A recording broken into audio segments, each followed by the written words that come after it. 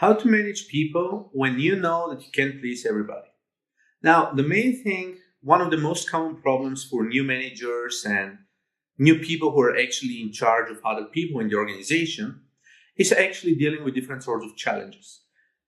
Dealing with underperformers, dealing with people who are not really suitable for the job, dealing with slackers, or any other form of confrontation.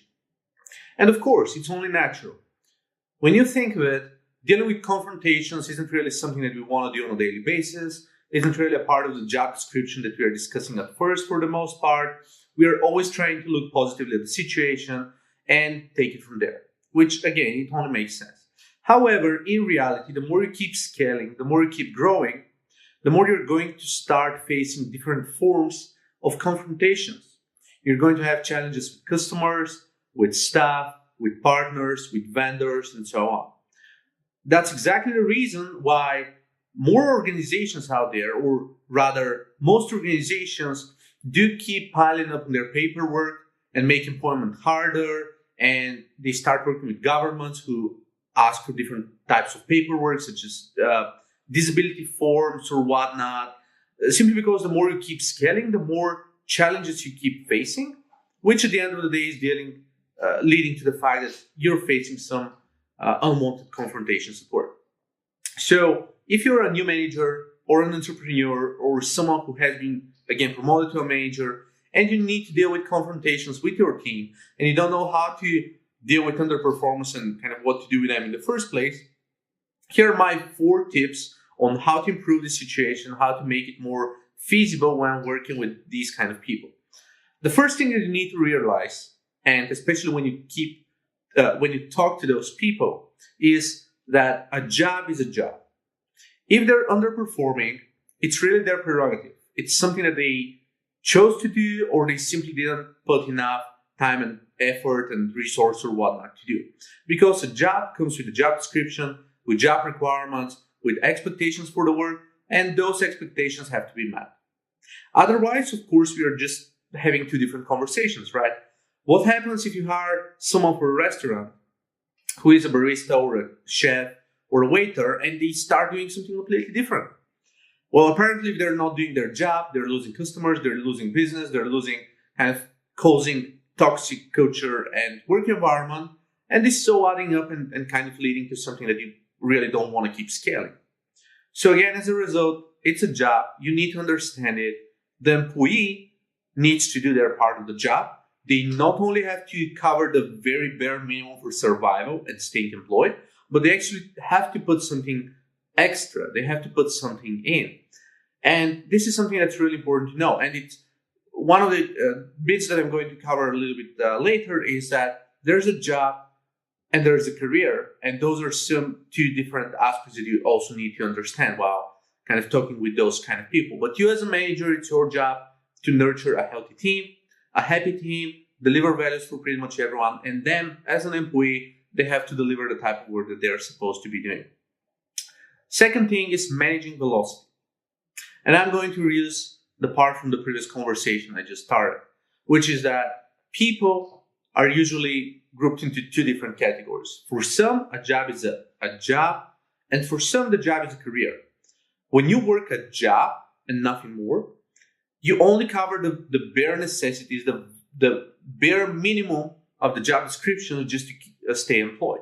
That's becoming a common problem. Some organizations in the US and not only have started experimenting with different types of rules, like firing the bottom 10% of their staff or so forth, only to keep increasing their minimum, their bottom limit of what they're capable of doing. Because again, an army is as weak as its weakest soldier, or whatever you want to call it. And this is pretty much the same thing in business.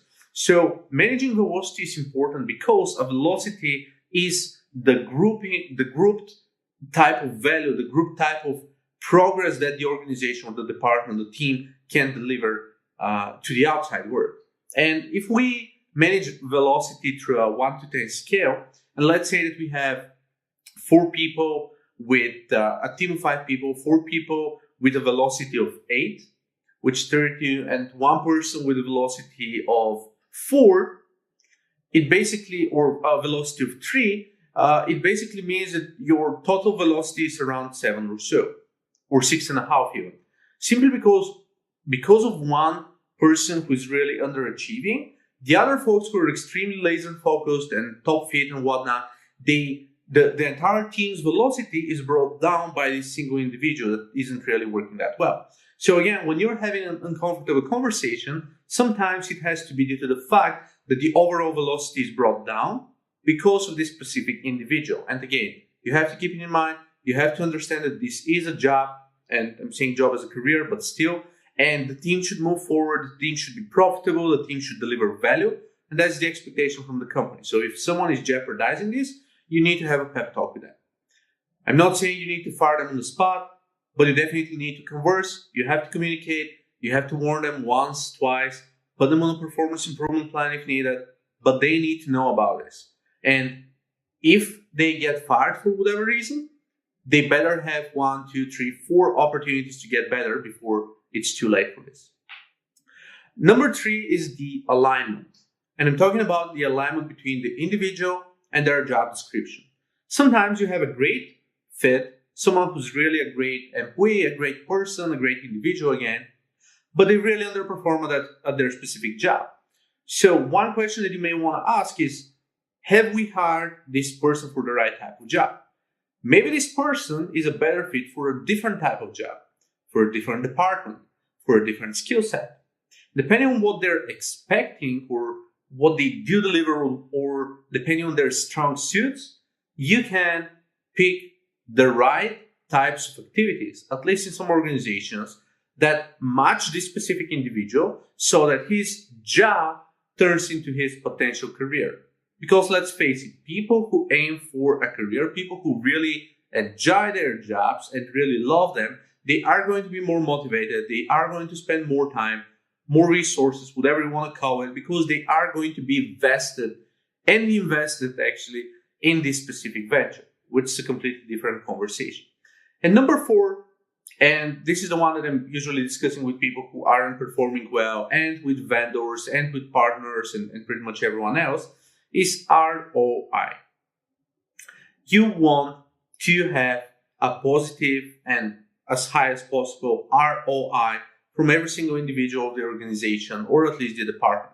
So you expect to pay a certain amount of money for salaries, and then advertisement or taxes or sales or sponsorships or whatever it is, and have a net profit, which is of course exceeding all of your expenses, and basically be profitable and be safely profitable, not just barely making a living out of this business. And of course, this means that every single individual, for the most part, has to earn their salary one way or another, right? You have different types of jobs. Some are revenue generating, like sales. Some are crucial for the business, like if you're a development company, it's developers. If you're an accounting firm, this is accountants. And some are necessary roles for most businesses, such as legal, accounting, finances, other operation jobs, cleaning, whatnot, that you have to have, but you don't really want to pay a fortune for that for the most part, unless needed, of course. So with that in mind, if ROI is not met by this specific individual at a certain percentage, then obviously there is a problem with their salary, with their performance, with their productivity, whatever you want to call it. So again, you may juggle with all of those quantities. You may have a different conversation with your folks depending on this, but you really have to understand that this is a business. It's nothing personal. You are harming someone's career as well if you let them stay without being productive or whatnot. But you have to have clear and proper conversations. And best case scenario, those should be data driven. They should know why they're under delivering, or ideally what should they do in order to become better at what they do.